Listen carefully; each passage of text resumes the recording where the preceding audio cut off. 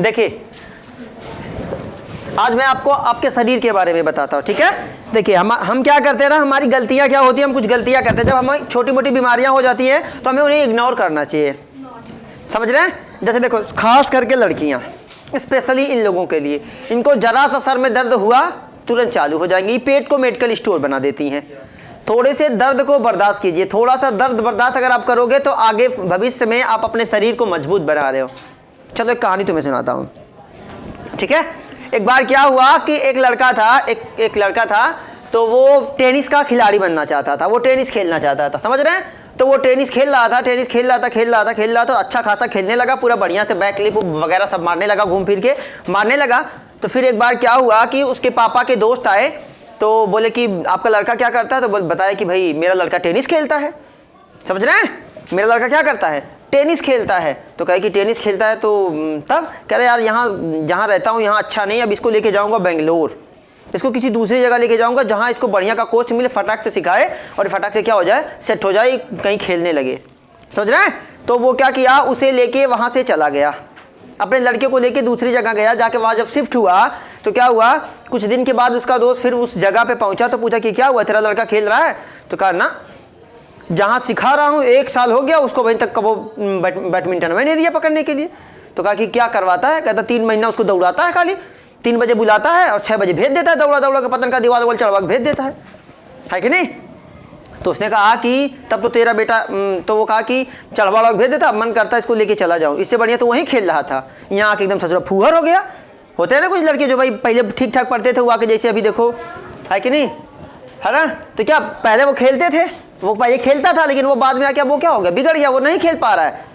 तो तब उसके दोस्त ने कहा कि नहीं ऐसा कुछ नहीं है, वो आपका जो लड़का है वो एक सही हाथ में है, समझ रहे हैं। क्यों सही हाथ में है, क्योंकि बैडमिंटन खेलना या टेनिस खेलना तो कभी भी सीखा जा सकता है, लेकिन बैडमिंटन खेलने के लिए जो शरीर बनाना पड़ता है, उसका कोच अभी वो क्या कर रहा है, उसका शरीर बना रहा है, पहले उसकी फिटनेस, समझ रहे हैं। तो आप पढ़ाई से पहले किस पे ध्यान दें, फिटनेस पे। आपको कुछ चीज़ें याद नहीं होती क्योंकि आपका ब्रेन अभी डेवलप ही नहीं हुआ, पहले ब्रेन को डेवलप करो, याद तो पढ़ाई तो कभी भी की जा सकती है। तो वो कहाँ से, एक देखिए आपने पढ़ा होगा कि एक स्वस्थ शरीर में ही एक स्वस्थ मस्तिष्क का निर्माण होता है। जब शरीर ही सही नहीं होगा, शरीर ही फिट नहीं होगा, तो आपका ब्रेन कैसे सही तरीके से काम करेगा। और वो डिपेंड करता है आपके ऊपर, आप क्या खाते हो, कैसे खाते हो।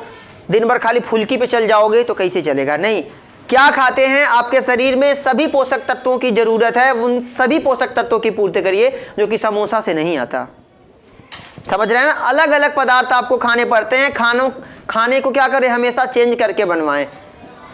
सीजन चल रहा है, ठंडी का मौसम चल रहा है, तो रोज आलू गोभी चल रही होगी, है कि नहीं, हरी सब्जियां देखने को शायद मिलती हों, है कि नहीं, यही है। तो देखिए हम क्या पढ़ना चाहते हैं, हम पढ़ना ये चाहते हैं, देखिए हमारा शरीर इस प्रकार से डिजाइन किया है। अब मैं भगवान की ही बात कर लेता हूँ, इस तरह से हमारे शरीर को डिजाइन किया गया है, हमारे शरीर को इस तरह से प्रकृति ने बनाया है कि अगर हमारे शरीर में कोई रोग एक बार हो जाता है, एक बार हमारे शरीर में कोई रोग हो जाता है तो दोबारा क्या होता है, अगर हम उसकी दवा नहीं खाते तो जब भी भविष्य में वो रोग हमें होगा, हमारा शरीर उससे लड़ सकता है। ये हमारा शरीर की खासियत है। लेकिन जैसे कोई रिश्तेदार आ जाता है हमारे घर, तो कोई काम करना होता है तो पापा हमें ना बोल के डायरेक्ट रिश्तेदार को बोलते तुम कर लो, ये नहीं कर पाएगा, ये ससुर एकदम गधा है, तो बस दोबारा हम गधा हो जाते हैं। हम अपने आप को साबित कर लेते हैं कि हमें ये हम नहीं कर पाएंगे क्योंकि वो करता है। होता था ना, सेम आपकी बॉडी वैसे ही काम करती है किसी रोग। जैसे अभी ये कोरोना की वैक्सीन लगी है, ये इसने आपको क्या बताया कि आपकी बॉडी को ये वैक्सीन ने बताया कि कोरोना ऐसे होगा, ऐसे आपको लड़ना होगा। वैसे ही सेम चीज़ें, जैसे मैं आपको पढ़ाने जा रहा हूँ बुखार के बारे में कि एक्चुअली में बुखार होता क्या के लिए है, ठीक है। याद रखिए कि बुखार कोई रोग नहीं है, ये हमारी बॉडी की एक क्रिया है, ये शरीर को मैनेज करने की एक विधि है। इसकी दवा आपको नहीं खानी चाहिए, समझ रहे हैं। हाँ, हालांकि बहुत ज़्यादा हो जाए, जब मरने के कगार पे हो, दादी अम्मा को देख लो, उसके बाद निकल लो, है कि नहीं। देखिए होता क्या है बुखार, कारण क्या होता है, जब मौसम बदलता है ना, जब मौसम बदलता है, आपको मालूम है कि मनुष्य के शरीर का टेम्परेचर कितना होता है, 37 डिग्री सेल्सियस, जो कि फ़ारेनहाइट की बात करें तो 98 डिग्री फ़ारेनहाइट, ठीक है। तो बात करते हैं कि ये टेम्परेचर हमारे शरीर का ये तय होता है, लेकिन जैसे जैसे मौसम बदलता है, अभी ये क्या है, विंटर वाला मौसम, ये ठंडी का मौसम आया है, तो हमारा बॉडी क्या कर रहा है, अपने आप को सेटअप कर रहा है। यहाँ पे आपको गंगा जी बहना, ये सर्दी हो जाना, ये आम बातें हैं, कोई दिक्कत नहीं। ये क्या होता है, ये मौसम बदल रहा है, तो अभी हमारा जो शरीर है अपने आप को सेट कर रहा है। अभी वो सेट होगा भाई, दो चार हफ्ते, 10 दिन में आपकी बॉडी क्या हो जाएगी, सेट हो जाएगी। फिर आप मेंटेन हो जाओगे पहले जैसे आप हो जाओगे।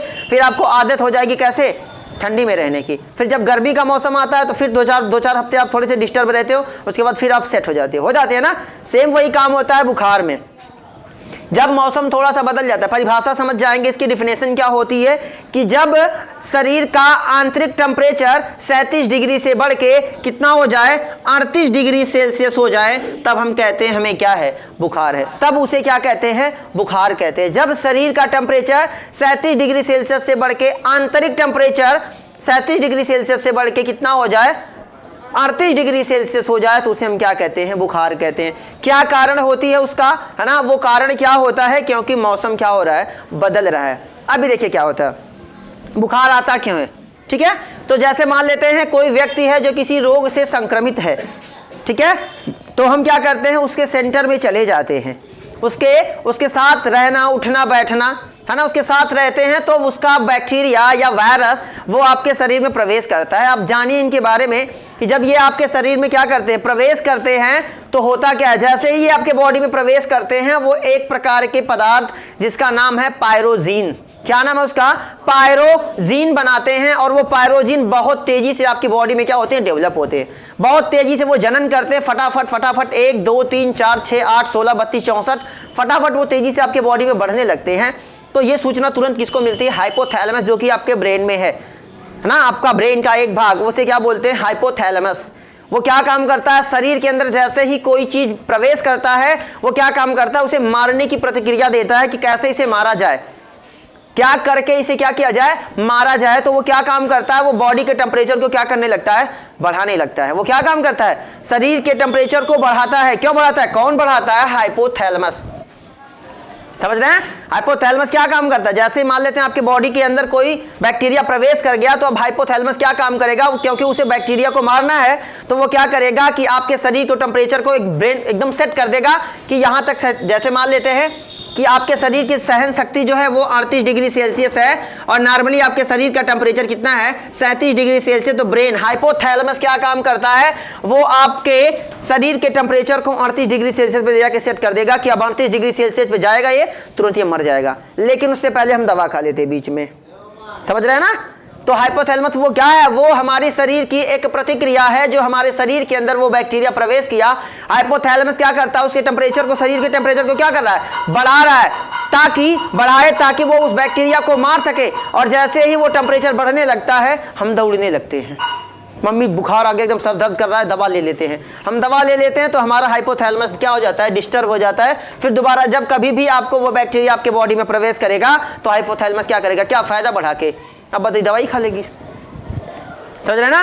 तो हमें दवा उस समय नहीं खानी चाहिए। इसके क्या क्या क्या लक्षण होते हैं कि आपको कपकपी होने लगती है।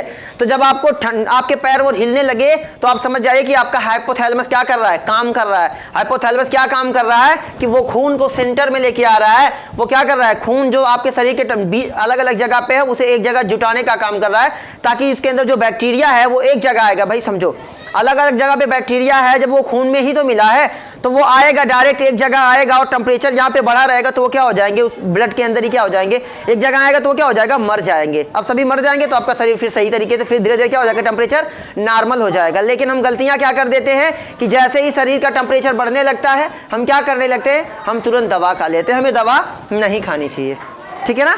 तो बुखार क्या है, शरीर की क्या है, एक प्रतिक्रिया है, हमें इसमें दवा वगैरह नहीं खाना चाहिए, ठीक है, समझ रहे हैं ना। तो अगर आपको बुखार होता है तो आप दवा को इग्नोर कीजिए। हाँ, ऐसी कंडीशन, अगर क्रिटिकल कंडीशन है कि आप नहीं आपका हाइपोथैलेमस सही तरीके से नहीं काम कर रहा है, आप नहीं बर्दाश्त कर पा रहे, तो आप दवा लो। है, मैं ये नहीं कह रहा कि आप मर ही जाओ ना, लेकिन आप जानिए बुखार आपके शरीर की एक नॉर्मल प्रतिक्रिया है।